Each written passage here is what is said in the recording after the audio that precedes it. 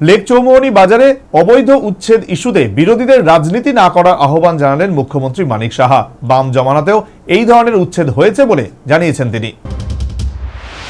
বুধবার গভীর রাত থেকে বৃহস্পতিবার দুপুর পর্যন্ত লেকচৌমুহনী বাজারে অবৈধ দোকানপাট ভেঙে দিয়েছে আগরতলা পৌর নিগম কর্তৃপক্ষ। কার্যত লেকচৌমুহনী বাজারে দীর্ঘদিন যাবৎ একটা চক্র অবৈধভাবে একাংশ দোকানীদের ব্যবসা করার জন্য দোকান ভিটের ব্যবস্থা করে দিয়ে আসছিল বলে অভিযোগ। এক্ষেত্রে লক্ষ লক্ষ টাকা লেনদেনের মাধ্যমে কার্যত অবৈধ দোকান ভিট নির্মাণের কারণে পুরো লেকচৌমুহনী বাজার চত্বর দখল হয়ে যায়। তা নিয়ে পৌর নিগম কর্তৃপক্ষের কাছে বর্তমান বাজার কমিটির একটা মতবিরোধ তৈরি হয়েছিল।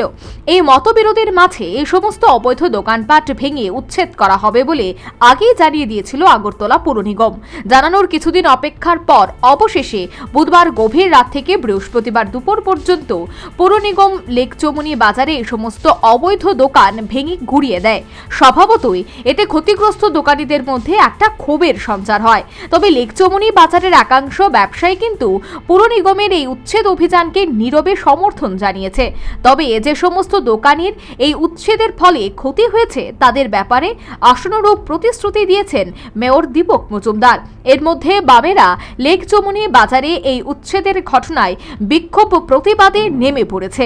তবে লেকচৌমুহনী বাজারে অবৈধ উচ্ছেদ ইস্যুতে বিরোধীদের রাজনীতি না করার আহ্বান জানালেন মুখ্যমন্ত্রী মানিক সাহা। বাম জামানাতেও এই ধরনের উচ্ছেদ হয়েছে বলে তিনি জানিয়েছেন। দেখুন, ওনাদের সময়ও এগুলো হয়েছে এবং ডেভেলপমেন্টের জন্য সাধারণ মানুষের জন্য এগুলো খুবই প্রয়োজন এবং এতে করে রাজনীতি না করাটাই ভালো।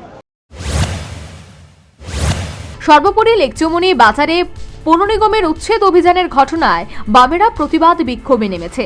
এর বিপরীতে এই ইস্যুতে বিরোধীদের রাজনীতি না করার আহ্বান জানালেন মুখ্যমন্ত্রী Manik Saha. Bureau report, news vanguard.